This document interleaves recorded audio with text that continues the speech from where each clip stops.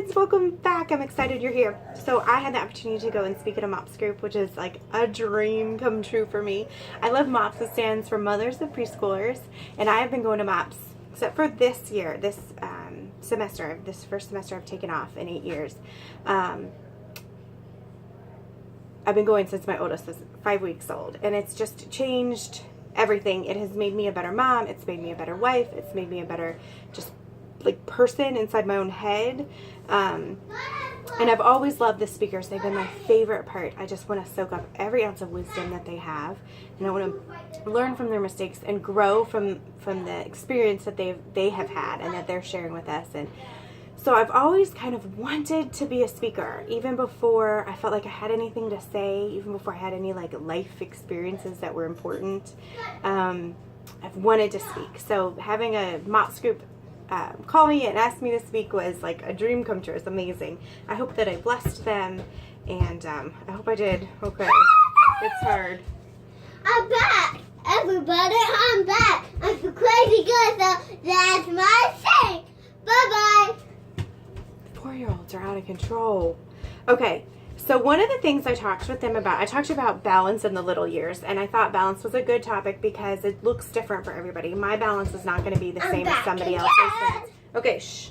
Hey, bye. And one of the points is to know your priorities. I'm gonna be back. And I think that's a great point too, because you can do that with any area of your life. You can know your priorities within your marriage. You can know your priorities within parenting. Know your priorities as a human. Know your priorities as for your career. What is important to you? And so I always think big picture. What do I want it to look like 10 years, 20 years down the road? Big picture. So for my kids, what do I want them to look like as adults? As adult people, what do I want them to be? I want them to be kind. I want them to be generous. I want them to be faithful, like have rock solid faithfulness. I want them to be self-controlled. Those are the things that are important to me. Those are the things that I think will make them successful. Yes, I want them to be smart. I want them to know how to read and write. I want them to know how to do algebra. I want them to know book smart type things. They need to know book smart type things, but it's not my priority for them. That's not like when I look at them, big picture, when I look at them, I don't say I want them to go to Harvard or I want them to be CEO of a major corporation. That's not my big picture for them. I could really kind of care less what kind of career path they take. They want to fly airplanes, they want to be a school teacher, they want to be a mom like me. That part doesn't matter to me. What matters to me is that they are kind, generous, faithful, and self-controlled. And so those are the things that are my priority. And so knowing that that's the big picture, that's like the adult that I want them to be, I can do things 20 years in the future here now to help shape that those characteristics are built up into them. Of course, we cannot control every aspect. They're going to be who they're going to be, but I can help. I can make or break it, right? I can make or break them. I can help build up those characteristics in them, or I can not, basically. And so since I know those are my priorities, I'm going to do things now to help build those characteristics into who they are.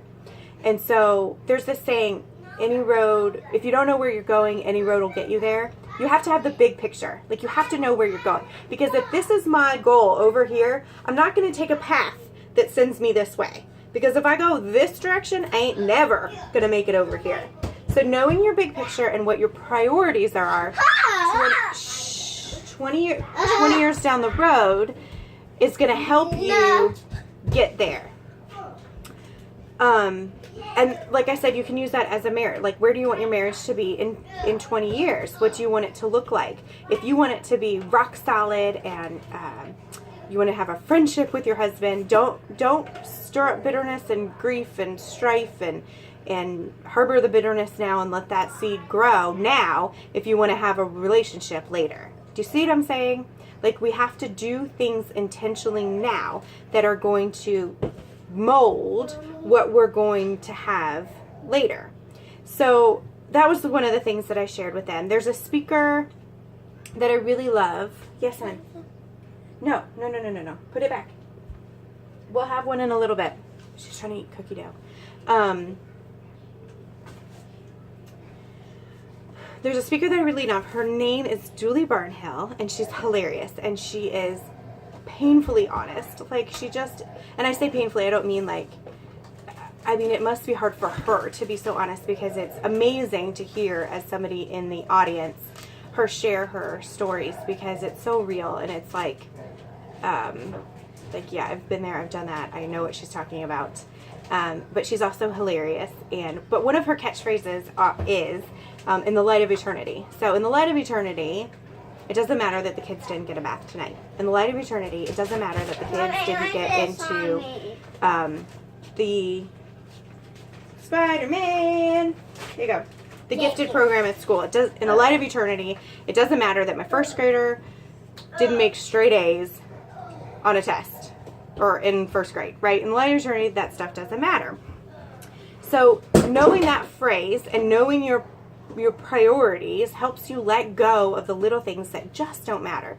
There are things that happen that we don't need to get wound up and upset about. I'm going to give you an example. I have a very good friend, and she's amazing, and I love her, and she does so much with her children. They're like in taekwondo, they're in gymnastics, they take piano lessons, like they do so much stuff. And I started to think, my kids, my oldest is 8 now, and my kids have never taken a music lesson of any kind. And I started to worry about that. Like, what, maybe they should be in this. I do things with my kids. They go to the school 2 days a week, and the girls take gymnastics and they play baseball, but they haven't played music. And there's all those studies that say learning music is very important, and so I started to freak out about it. And so I got the piano teacher's email, and I was looking at my schedule, like, where can I fit it in, when can I get there, how far away is it? And then I stopped myself, because A, I did not have any white space on my calendar. I did not physically want to be out of the house any more than I'm already out of the house. And B, it's not my priority.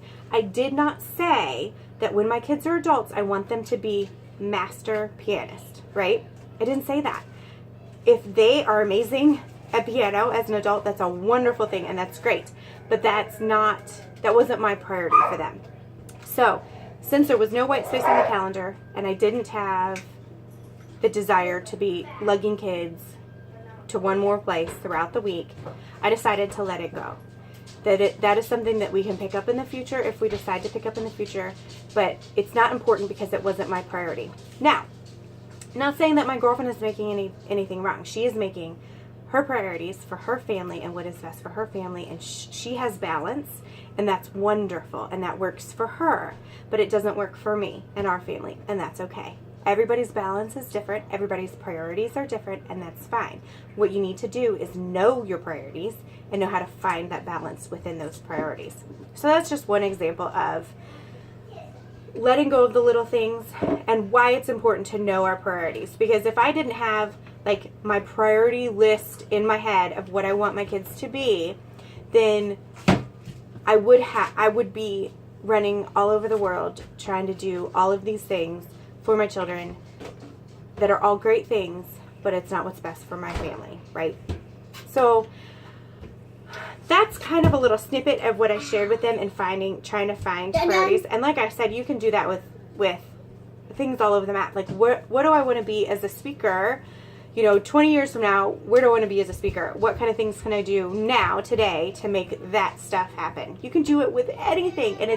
And I love big picture thinking, because it really does give you a path to go on. And then thinking big picture, if you're like, that's really not a path that's doable for me. For a long time, I said that I wanted to be like an Olympic equestrian rider. Like, I wanted to ride. I wanted to do eventing so bad. I just did a couple of like local eventing shows before I had kids, before I was married. And oh my gosh, I would watch the event riders on TV, and I'm like, oh, it's so what I want to do.